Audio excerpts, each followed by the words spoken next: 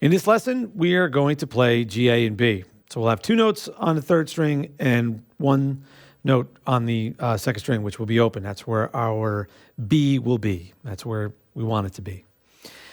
We're also going to deal with these new elements, dots, ties, and repeat signs. Let's take a quick look at the chart. Let's do a pre-read and see what we have going on.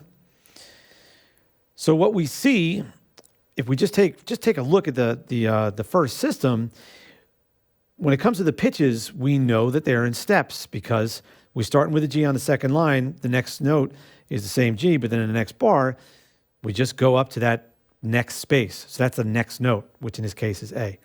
Same goes for the downbeat of bar 3. We're going from space from the previous beat 4 in bar 2 to the downbeat of bar 3, where we see space to line. That means everything's in steps. At the end of that first system, though, what do you see? Repeat sign. Now you have a whole note there, so you have plenty of time to see the repeat sign, look ahead to going back to the beginning of the chart. From there, you'll continue on. We have ties. We have ties in the place where we really should be seeing ties. Connecting beats 2 and 3 in a meter of 4. Connecting values over bar lines where only a tie can do that.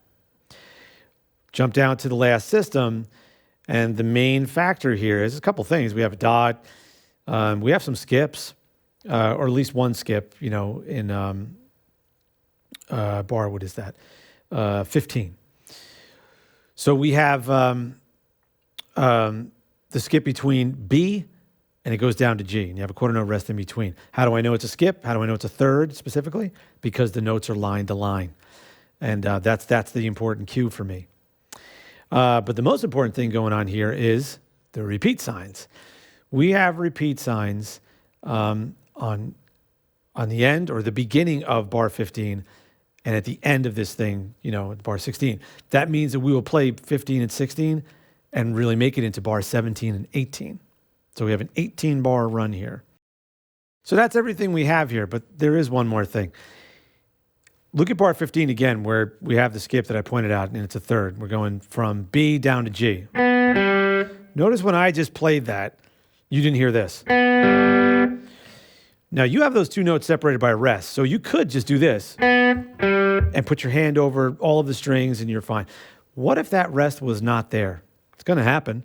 You're going to play an open B right into an open G, whatever the durations may be.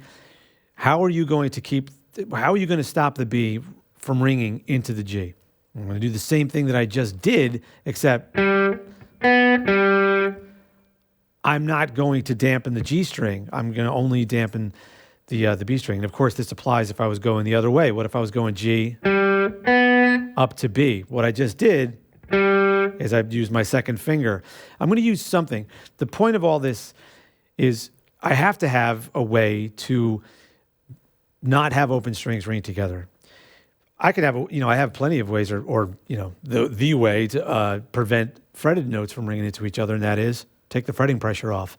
But when it comes to open strings, you have to definitely be conscious of this and develop approaches to stop the duration or the ringing of an open string as you go to another one, or to go to a fretted note.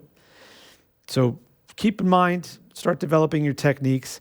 The best things I could tell you is arched fingers, because you don't want to cut out the ringing of the next open string, or arched fingers just to cut out notes without interrupting even fretted notes that you're going to. So things to keep in mind. All right, it's time for us to play this stuff. So let's go over to the acoustic accompaniment. We're going to play through this 18-bar bit of fun.